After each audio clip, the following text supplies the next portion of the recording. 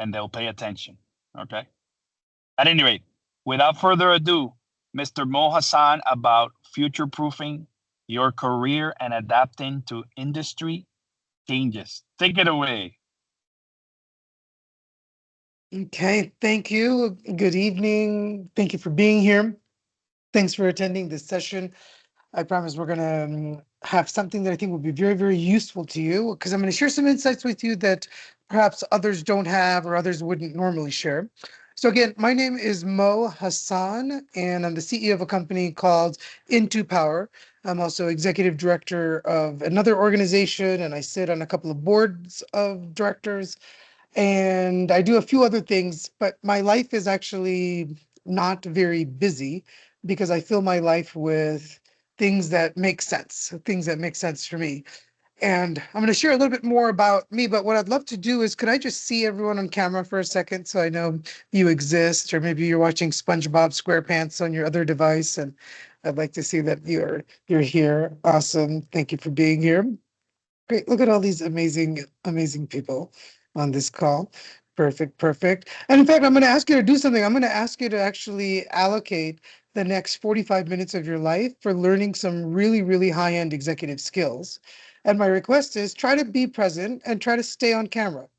And the reason why I want to see you on camera is so I can see your eyeballs, but I can also see your facial reactions. I can see if you're getting it or not getting it. For instance, if I'm saying something and you're confused, I like to see your face that you're confused. I also like to see if you're nodding your head. Does this make sense? Right? It kind of gives us some interactive elements to know that we exist. And the more and more we do these meetings in a digital format, I think the more and more it's important that in order to maintain human contact, that we maintain some sort of clarity of communication. And that clarity of communication comes with clear audio. Hopefully you can hear me okay. Is my voice clear for everybody? Yes, indeed. Super, because I use a nice microphone and take the time to make sure that all these things are good. And then part of clarity of communications is if you're going to be on a call, do you look clear? Am I looking at the top of your head, the bottom of your head? Are you vertical? Are you sideways? Are you matched up? Or are you doing other things? Because one of the things that I want to teach you today, one of the first things I want to teach you today is distinguishing for yourself communication from noise. Right. And I hope you don't mind that I'm going to get right into lessons here and right into just teaching you things, because that's one of the things that I do professionally is I talk for a living and I teach adults. And who I happen to teach happen to be CEOs of major corporations, executive teams, people who run countries and governments and things of that nature. And I like teaching. I really like teaching. So I'm going to teach you a few things. I'm going to give you a few gems here. So I encourage you to take notes if you'd like to take notes. If you want to watch this session again, you may never be able to. No, I don't know if the recording will be made available to you, maybe. And then, of course, we oftentimes will have AI make a little brief summary of what we're talking about as well. But there's nothing like actually being able to listen and in real time, because this is a session for you. And if you're not sure who that you is, if you like kind of move your butt around a little bit, it's the person who owns that buttocks. That's the person who this session is for. Okay, that means you're awake, you're alive, and you're actually paying attention. This session is for you. I encourage you that if you give this your attention, you will find that you'll be able to produce some extraordinary results in life with minimal effort. And I'll say that again. The idea here is to produce extraordinary results in life with minimal effort. And you will notice that there's a lot of people out there, they work really hard. You could even call it they hustle, right? They've got hustle culture. They want to work their butt off and they've got their full-time job and their side hustle and this and this and this. And they're doing a lot of different things, but what they're not doing is actually winning and having success. And I want to give you the tools for that distinction, because how do you make sure that you are future-proof in your career? Easy. Be so darn valuable. I'll say this again, be so darn valuable that you could show up anywhere in the world and people are dying to hire you. They're dying to work with you. That's how you know you're future proof, right? It's that simple. Any city, any country, any place, it doesn't matter. You're highly valuable. Okay. So how do you become highly valuable? I'm sure you've heard many, many, many people tell you, and you probably will have many people tell you again, that communications is one of the most important aspects of life. right? In personal relationships, in professional relationships, in family relationships, there's a huge difference in the way people communicate. So I'd like you to consider that communications exists on a gradient scale. Right? And what I mean by a gradient scale is that you can have a little step, right? You can be a little bit better, you can be a little bit more, or you can have a huge step up. You can have a huge quantum leap improvement in something. Kind of like in mathematics, we've got the fact that numbers exist on one end of the scale, and then we've got calculus and multivariable calculus and very advanced mathematics on another end of the scale. Right? So there is a gradient scale of communications, and 99% of people are on the bottom half. 99% of the people are in the bottom half of this gradient scale. There are very, very, very few people on this planet that communicate well. And when you meet somebody who communicates well, you know, don't you? You know that you just met someone who clearly expressed ideas, clearly expressed thoughts, got an idea across to you, right? Without making you feel bad or making you feel weird or something else that may be going on. So what I invite you to do is to future-proof your career is to make a priority for yourself to be a great communicator. And so today what I'm going to do is I'm going to give you a few different tools that will help you be a great communicator. And one of the first ones is to distinguish signal from noise. Signal from noise. The vast majority of people are communicating in noise. And noise could be considered autopilot communications or automatic communications. So autopilot behavior, right, which is many types of behavior, not just communications, but within a subsect of autopilot behavior, we have autopilot communications. And this is basically when a human being is not actually conscious when they are both sending and receiving things out of their mouth and into their ears. Right. So let me give you an example, and you can tell me if this has ever happened to you. Have you ever been in class and the professor or the teacher says, "Oh, good morning, everybody. How's your weekend?" And I was like, "Oh, fine." Right? Or has this ever happened to you? Like you go home to your parents and it's like, "Oh, sweetie, how's everything? Oh, how's school? Oh, fine. And how are your friends? Oh, fine. How's your boyfriend? Fine. How's your girlfriend? Fine, fine, fine, fine, fine." Right? And people do this, they go to work and they do the same thing, right? "Oh, did you watch the game last night? Oh, yeah, yeah, yeah, yeah, yeah." Right? And they can hear this bunch of noise after noise after noise. And so, what's interesting is that you can meet a bunch of people, you can talk to a bunch of people, and you will know nothing about them. You will know absolutely nothing about them because they've shared with you absolutely nothing useful. So, how do you identify noise so you can stay away from it? Okay, let's talk about how you identify noise. I'm going to give you a few common categories of noise that are just a good idea to avoid, not just in networking, but in life in general. Okay, just in life in general. Okay. For the first is traffic. The first is traffic. Have you ever met a topic less interesting than traffic? And traffic comes up a lot because people suck at scheduling. They suck at allocating themselves as a resource in space and time on this planet. And so they complain about traffic. So my suggestion to you is don't talk about traffic. For me, I live a life where I don't have a home. I'm what they call homeless or a digital citizen or global citizen or whatever you want to call it. So I'm currently in Medellin, Colombia. Outside my terrace is a beautiful waterfall, and I'm in a really nice part of town in El Poblado. And I don't know what traffic is. And I've been here for like 3 weeks. I've heard people talk about traffic. Oh, the traffic in Medellin is so bad. I don't know. It doesn't exist for me. Because if I get in an Uber, I know how long it's going to take me to get to that destination. That's how long it takes me to get to that destination. There's nothing to complain about. Right? I remember one time I was heading to a meeting in Santo Domingo. I think it might have been to go see her now at an event. And there was just the cars just like stopped. And anyone who's ever been to Santo Domingo at like 4 o'clock on a Friday afternoon, it's considered traffic. Well, me and my cohorts, we just got out of the car and walked the rest of the way. Who cares?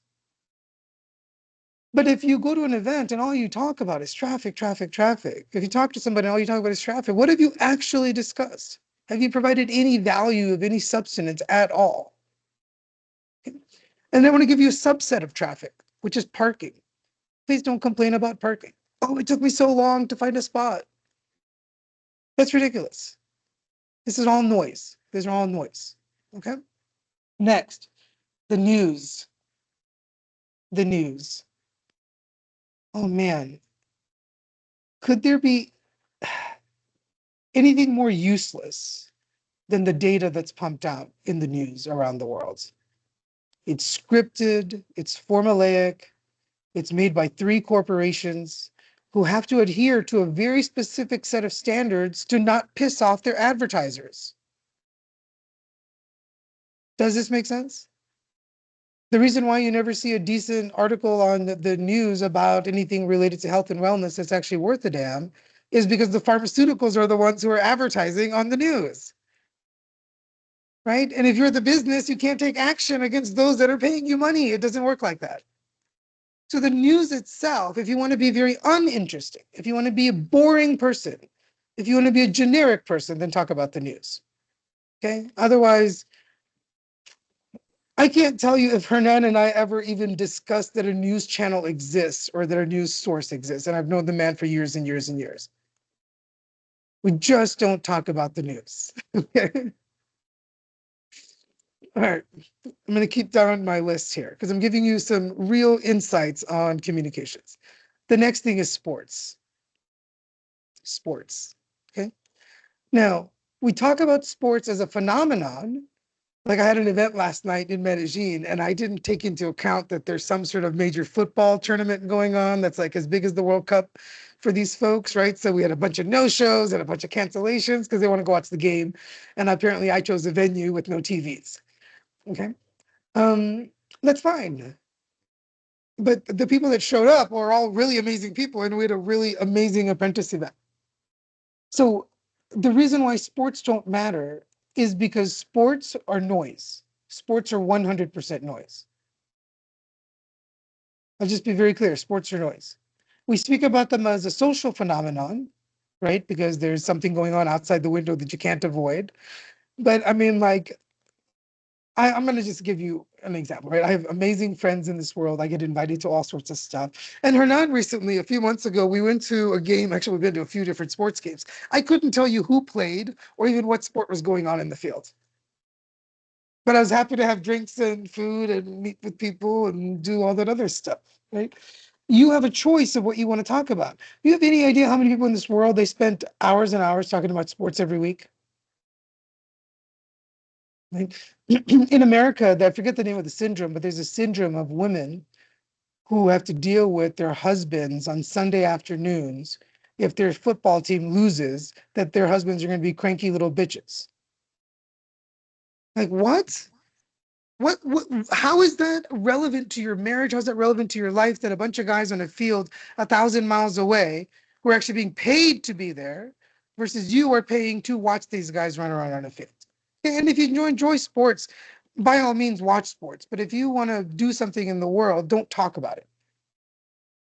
Don't talk about the sports. Does that make sense? If you got a couple of sports buddies you want to talk about, great. But for the most part, in business, if you talk about sports, you're going to be isolating yourself because you're talking about noise. Nothing is relevant to that. Okay. And that doesn't mean that if the World Cup is going on, you ignore the conversation. Okay. You need to make decisions in how you participate. Okay. The next bit of noise to avoid: the weather. The weather. There's so much of life is spent complaining about the weather. Oh, it's hot. Oh, it's cold. Oh, it's mild today. Oh, it rained today. It's like I don't know where I was recently in Medellin, and someone was complaining that it's raining. And I'm like, are you stupid? You're in a city that's known as eternal spring, and you're complaining about rain. Like, what's wrong with you? And then I realized they were stupid, and I stopped talking to them.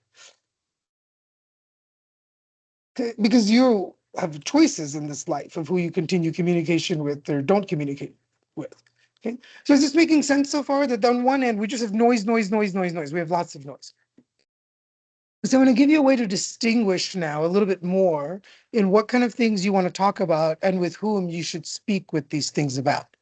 Because when it makes sense that you might speak with your parents different topics than you would with your professors, than you would with your mentors, than you would with your significant other, than you would with your friends or your siblings. Does that make sense, right? We talk about different things to different. So I want you to just for a moment, we're going to use the scientific method to really carve out communications a bit more. So we can carve out like what do we talk about? What makes sense or doesn't make sense to carve out? Okay. So I want you to consider for a moment that in the scientific method, we have the ability to run an experiment, right? Because everything is kind of focused on running an experiment. So we're going to just talk about you are running an experiment in every aspect of your life. Okay. So let's say you're talking to a friend. Great. When that experiment is a communication experiment with your friend versus you're talking to your parent, that'd be a communication experiment with your parents. So different experiments, different things, but the rules of science apply. So in each experiment, at the lowest level of communications, what we have is bad data. What we have is bad data. This is data that is untrue. This is data that is out of sequence. And this is also omitted data. Right? There's something missing in the piece, something missing. This is all bad data. Right? So there's lots of bad data out there. You can usually find it on TV, in the news. But let's continue. Okay. Then the next level of information is just data itself. Data is things that are true, but they're not necessarily relevant to the experiment at hand. It's true, but not necessarily relevant. So, for instance, if I were to share in this communication with you that Kim Kardashian, you guys have heard of Kim Kardashian, right? As Kim Kardashian wore a blue dress last week. Is that relevant to our conversation right now? It's data. I'm assuming it's true. I actually don't know. I'm assuming it's true because she wears a lot of outfits, that one of them would be blue last week. Okay. But it's not data that's relevant to the experiment. So therefore, I'd want to avoid that communication. Now, if I'm having a communication with somebody who's, let's say, a producer in Hollywood and deals with reality shows, and we're talking about fashion and the colors of the season, and I mentioned that Kim K wore a blue dress last week, all of a sudden that data is relevant. Does that make sense? So you need to discuss the things that are relevant with the people that are relevant. I'm going to give you a quick little tip, a quick little communications tip. That's how you get more advanced communications in, is you want to be able to master superlative questions. You want to be able to master superlative questions. And a superlative, an example is like, what is the most of something? Right? What is the extreme of something? What is the least of something? Like in high school graduations, you guys oftentimes awards for like most likely to succeed, most likely to be like Donald Trump, which is actually what they voted for me in high school. But um, superlatives are these questions that come up. So for instance, if you're speaking with someone and instead of saying, hey, what did you do last weekend? As you're going to get to know them better, you could say, what's been the most happiest vacation you've ever had? Does that make sense? Because all of a sudden now that person has to actually think about it and qualify for themselves. And now you're creating new communication instead of invoking more generic automatic communications. You can be too generic and boring yourself, and you actually will invoke boredom and genericism in other people. So superlative questions are a great way to invoke more interesting conversations. Okay. So we talked about that, we have data itself that's just information that may not be relevant. So anything that is relevant, we're going to refer to that as senior data. Senior data. Okay. Senior data. So next up in communications at another level, right? So senior data is anything that is true and relevant to the experiment. The next up from that is what we call stable datum, like stable, like keeping something even and steady, and datum as in singular for data. So it's one thing that you hold to be true.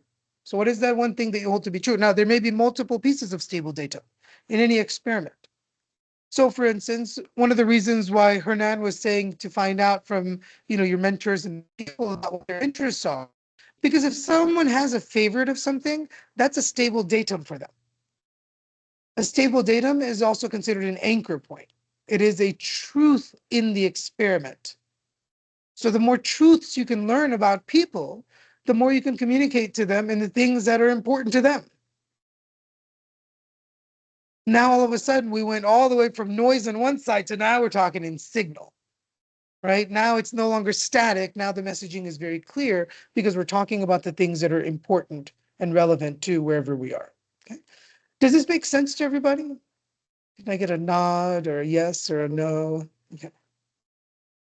Obviously, no one is here from India right now because the Indian head nod is the hardest to identify. I did training in India for a couple of years. It was the most difficult thing. I made everyone raise their hand if they understood. Okay?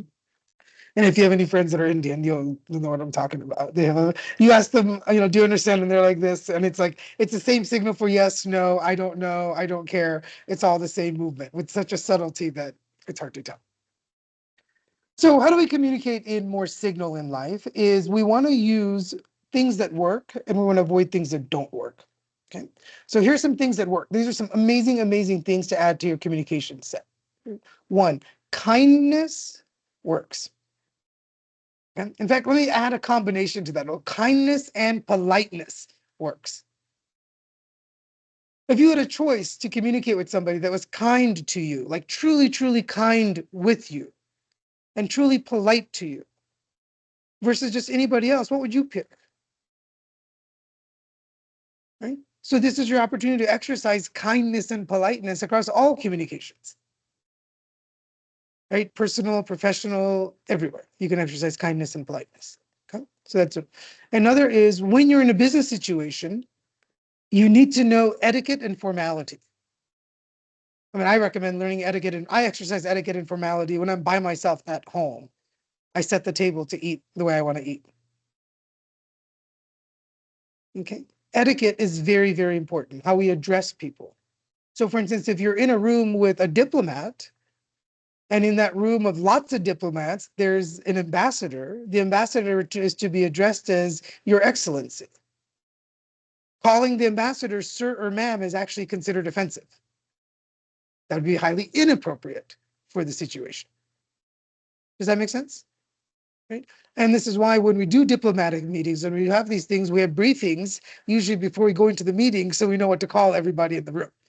And especially when you go hopping around the world like I do, you've got to meet lots of different people and everyone's got a different formal way to be addressed. But this is the way the world works. This is what we call polite society. Okay, and not being a savage. If you want to be a savage, please, you're more than welcome to be a savage. But you can't be a CEO and a savage. You don't get to have both. Right? You don't get to make a difference in the world and be a savage. You don't get to be someone who's a true influencer in the world, meaning that you say things, you do things, and people change their lives. That's being an influencer. You don't get to do that and be a savage. So is this making sense? Is this resonating so far? And you have the ability at any time to choose to raise your communication skills to the highest vibration possible, to the highest level possible. And I'm going to give you the highest communication skills right now. Yes, Sabrina Sanchez, thank you for a question. I'm so excited. Um, I have a question. Do you guys, first of all, how's everything? Great. Everything is great. Thank you. Doing well also. Um, I wanted to know, do you think will we get a chance to have an etiquette class or a formality class? Do you think that will be like necessary, like going forward? I think Done, it's a smart move to do. Hernan, go ahead. What do you think? done. August, the week after the master classes, we'll have an Mm-hmm. etiquette class. Okay. I would love to teach an etiquette class. But we do it in person in Florida Mm-hmm. because I know many of you are around Florida, and then we do like a hybrid. How about that? When everybody gets there, because I know Leah and Brisa are coming from the DR to study at FIU, and I think Victoria lives close, right?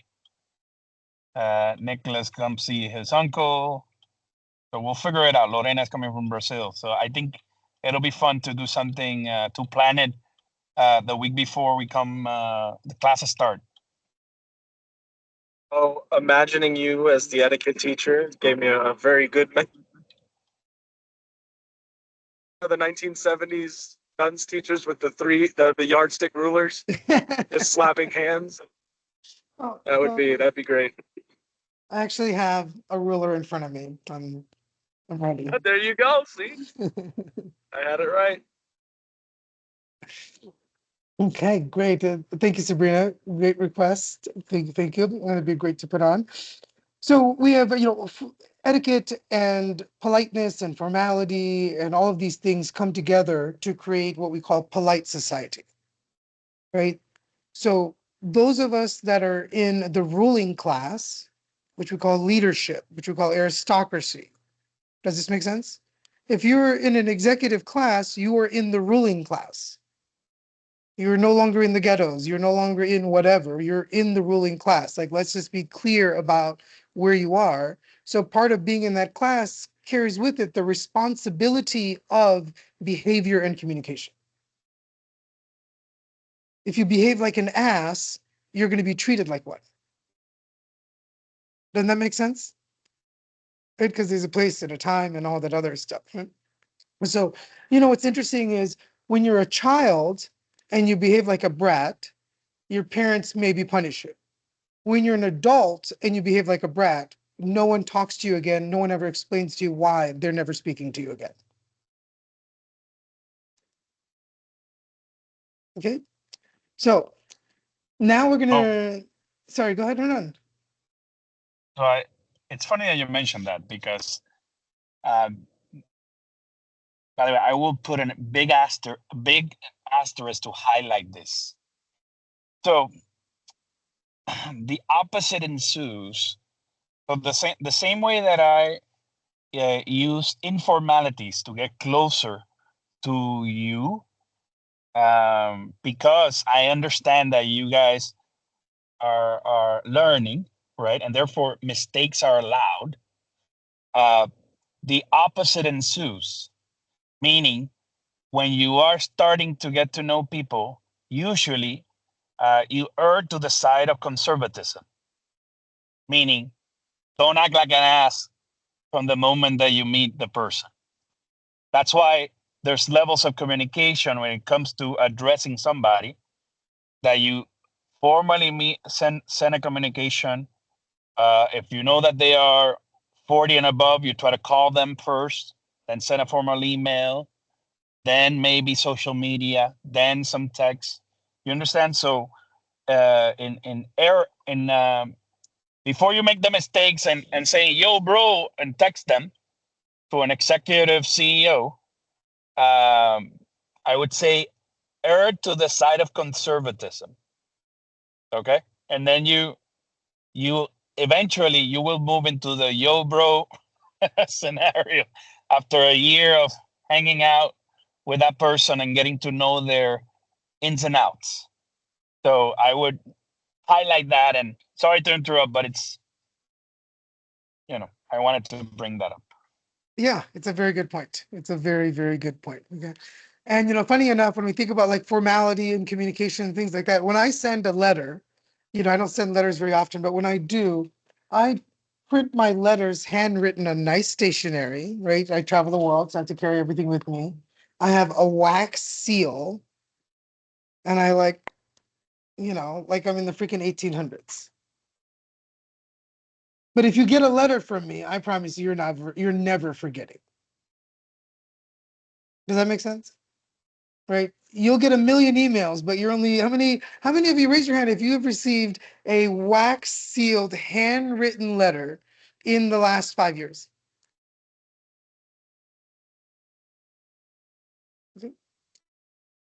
So this is the thing, right? We have the opportunity to communicate at a higher level, though, because the standards in this world are very low.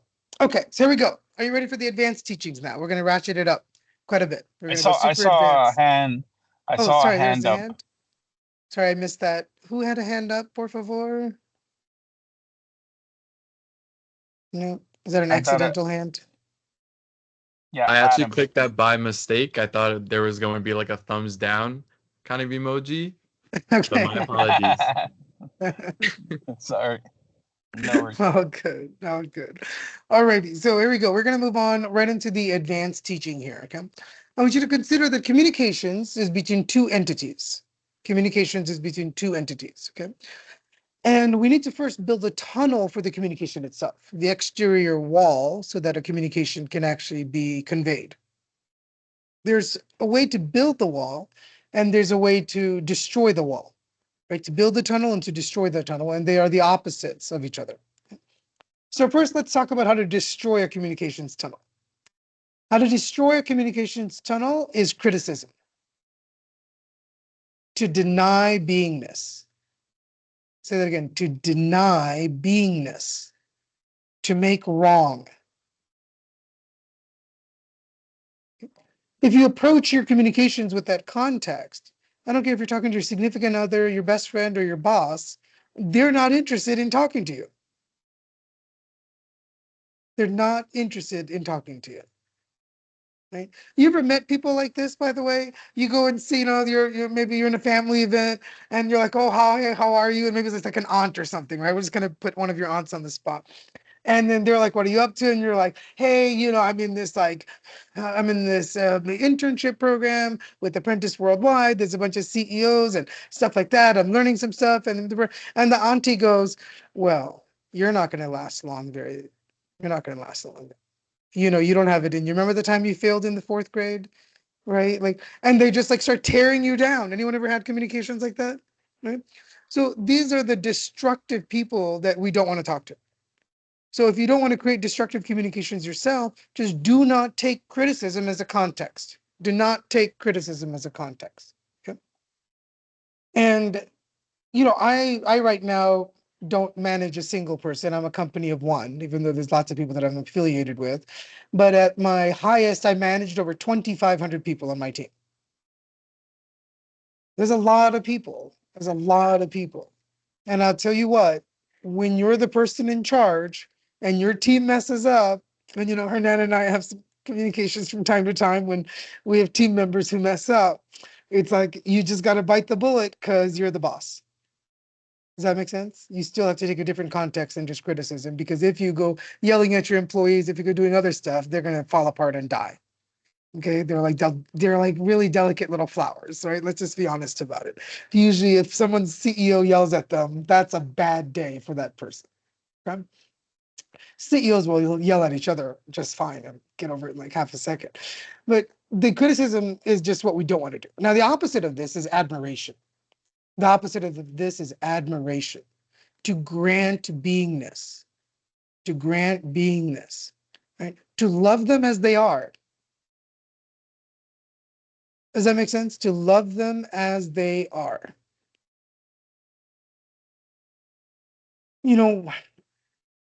One thing I invite you to consider is that intelligence is on a gradient scale.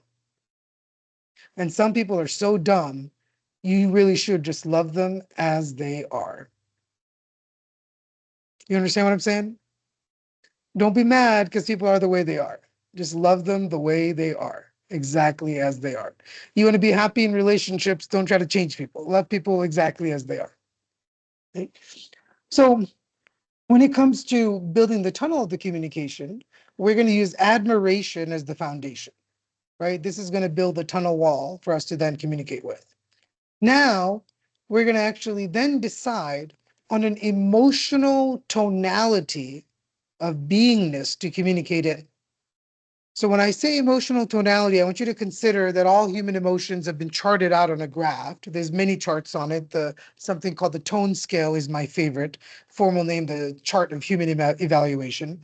And on this chart, you can see that most people are kind of like all bundled up in together in this band in the chart of like 0.5 to 3.5. The whole chart is actually much bigger, but most people are bundled up into this state ranging from apathy, anger, boredom, kind of like mild enthusiasm. They're kind of in this bundle. And there's very few people that have a strong emotional tonality of strong enthusiasm, a tonality of love, a tonality of creativity, a tonality of things of that nature. Does that make sense? Right? Versus like very, very low emotional tonalities would be destructive tonalities. I hate you. I want you to die. I'm going to murder you. All those kinds of things, right? So you have to figure out where you are in your emotional tonality, because if you are communicating when you're in a very low tonality and you're in a tonality of anger, your communication will be expressed as anger. It doesn't matter what the words are that are coming out of your mouth. Does that make sense? We are multidimensional beings experiencing the physical universe, which is primarily a set of vibrational frequencies that are observed and agreed upon. Your emotional tonality carries much more strongly than the words that are coming out of your mouth. So we focus on the emotional tonality that you're in. So before you send that email, before you have that meeting, before you do that thing, you take the time to clear yourself of any undesired emotional states. And then you go have the communication. Is this making sense to you? Yeah. And you ever talk to an angry person? Are they listening at all? Right? So why would you want to try communicating with the external world if you're in that position? Right? Sometimes the best thing to do when you're upset, go get a glass of water, go for a walk, go have a snack, go take a nap, and then see how you feel. If you need another step, try a prayer or two. Okay. But we can try some basic things before you head off to making a mess in this world. Once you decide your emotional tonality, then you're going to also decide on the amplitude. How much of that are you going to put out there? Well, if you have love that's available to you, if you have creativity and enthusiasm that's available to you, how much of that would you like to exercise in this communication? Because if you notice, most people and most communications on this planet are boring. They're wildly and horrifically boring and mediocre. So decide on your amplitude. If you have love to share, why be shy about it? Okay. If you've got anger to share, go for a walk. Okay, go take it out with nature, and nature can handle it. All right. Then we finally get to the now we've set the stage, right? We've got the tunnel of communication, we've got the emotional tonality. Now we're going to need to set up context, and then we've delivered the communication. It's always context first before the communication. You ever had people that you think they have ADD or something else, who knows what they have, but they just like randomly blurt out random things in the middle of a conversation? Right? You all know someone like this? You're having a topic about like whatever, you're going on vacation and this, and this person's like, oh, I didn't pay my taxes last week. Or something just like completely unrelated. This is what we call noise. Noise, noise, noise. This is all noise. You must take the time to establish the context. It doesn't take very long to take the context and put it into place. Something as simple that's oftentimes used by those of us that are in executive roles is we'll say, okay, great, let's change gears. Now let's discuss this project. That's it. It took a second and we've now been able to shift the entire communication. We didn't have to like hold hands and kumbaya. We didn't have to be like, let's hug it out. No, we just decide and change communications. Okay? Because if you don't set the context, people don't know what you're thinking about because they barely care about you.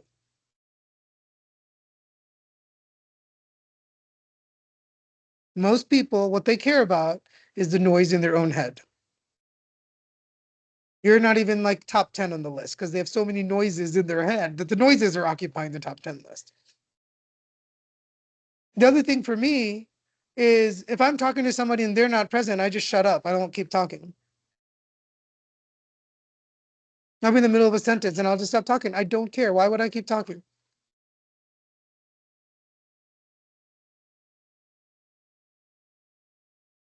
And maybe it's time for you to raise your communication standards. Because I'm going to give you one other tip on this part here is in your communications, if you want to provide great content, right, have clarity on your communications, you have to think about the standard of your communications. What are you going to hold yourself to?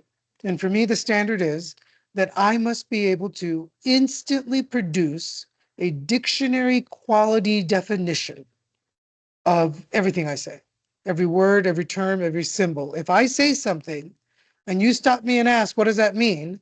I should be able to give you a dictionary quality definition. Now, most of the time, I can do better than the dictionary. Why is this important? Now think about me as a valuable person on any team on planet Earth. If you have someone with my communication abilities, am I a useful team member? I just made myself feature proof just by communicating. By the way, everything that I taught you today was also the foundation of education for prompt engineering. It's the same thing. What artificial intelligence is natural language processing. This is what people aren't telling you. Understanding data sets, understanding signal from noise, understanding communications that are clear. If you do these things, you're going to be a great prompt engineer. So I know I only have a few minutes left in this session. I want to give you just one piece of advice. Hopefully a few teachings that you've already received and now one piece of advice. My advice to you is that this is the time in history for you to learn artificial intelligence.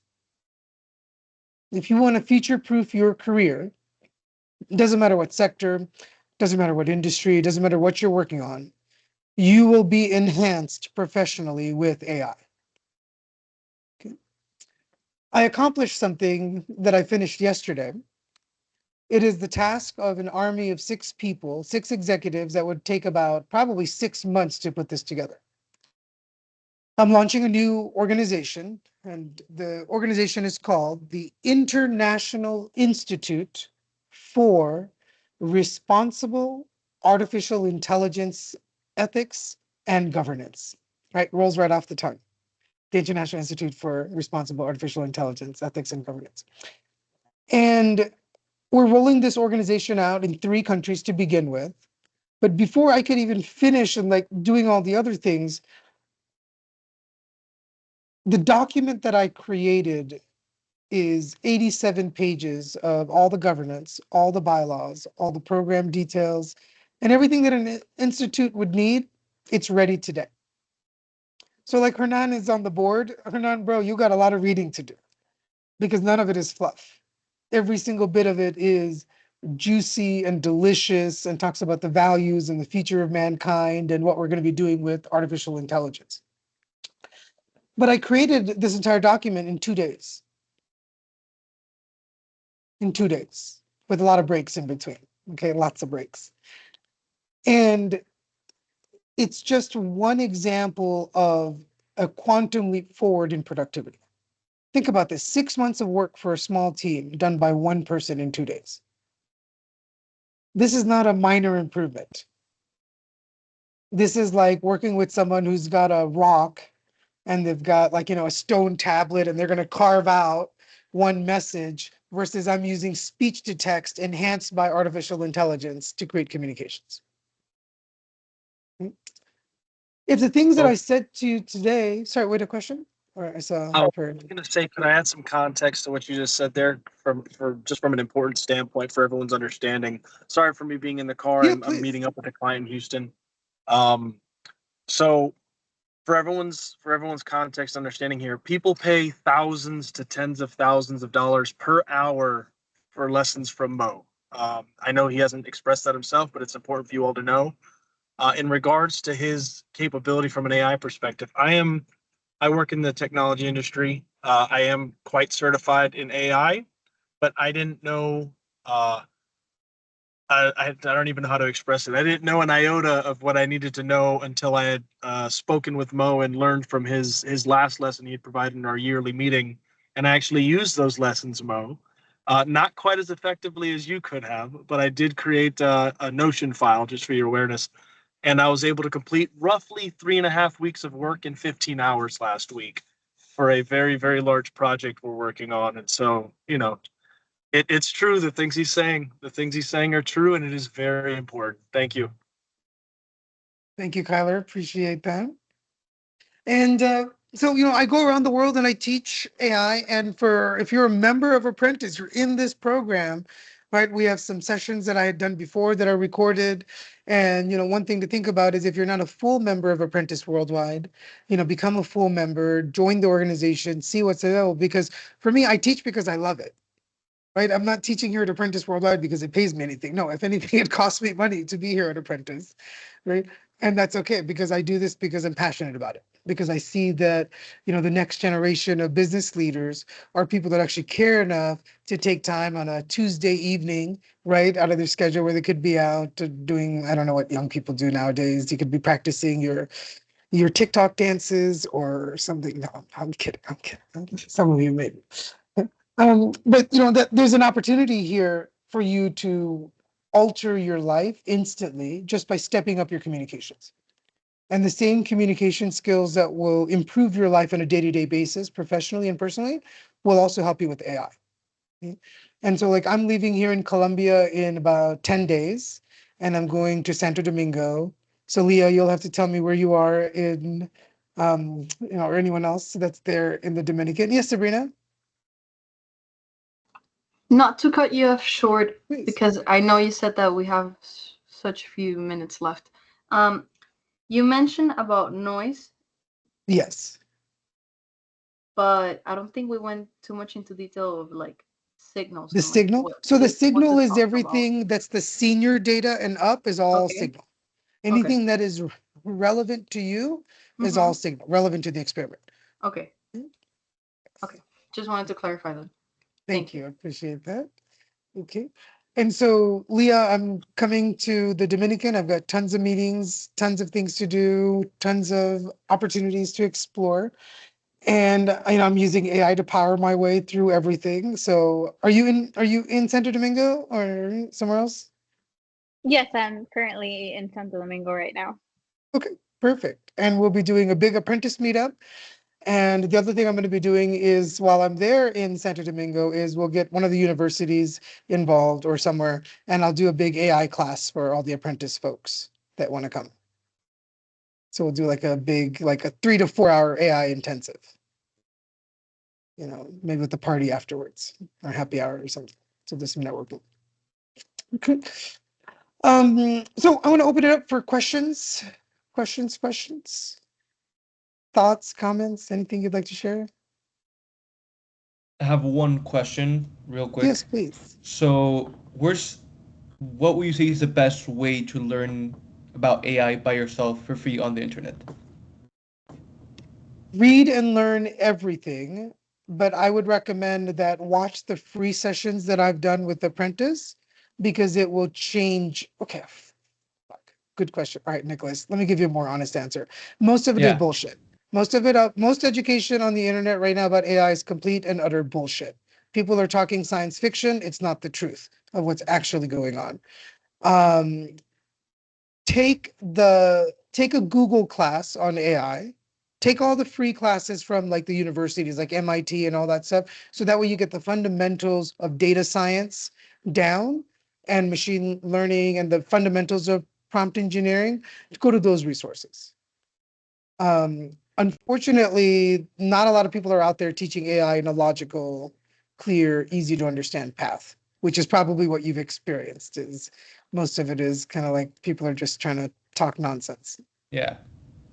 So, um, come to the Dominican Republic whenever we do that session. Okay, but we'll broadcast that session too. We'll record it. We'll make sure that it's available for everybody as well. Because Perfect. I really would love everyone in this program to have access to a whole new generation of tools. Yeah, for sure. Thanks.